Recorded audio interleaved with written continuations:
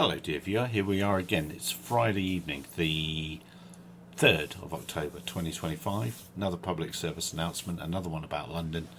Wouldn't you believe it?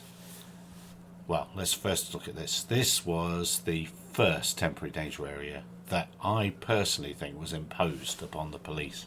I think the Civil Aviation Authority found out what they were doing and said, no, we've got to protect other airspace users, have a temporary danger area. I have been told by a reliable source that the Met Police and the MPCC didn't go ahead with their proposed BVLOS trial this week. I've emailed them and they've not responded to me. So if they're angry about me saying that, you had your chance. You could have told me what was going on. So, dear viewer, for Monday, so ignore that one now. But for Monday, here is a new one, that much smaller circle there, and we click that and it says it's active in 2 days, 14 hours. And look, this is active from Monday the 6th till Monday the 13th of October. So a full week, only that small area, but you don't have to avoid it. It's just telling you about it. It's a temporary navigation warning. They're doing extended BVLOS, so they're going to have observers, or extended line of sight, I beg your pardon. They're going to have observers following it and watching it. So it's not going to be the BVLOS trial that perhaps, but we'll never know. We'll probably never know. Perhaps was being touted before.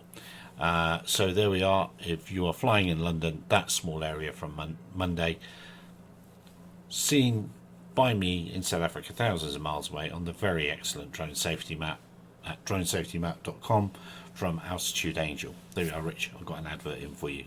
If you are a UAS driver anywhere in the world, that's what you need. Now, if you're a UAS driver in America, maybe, look, this made me laugh. Of course, we know about those Amazon drones. Of course, the Civil Aviation Authority, we know, have people out at Amazon at the minute. And I hope they're paying attention, because in the UK, cranes are shown on our map.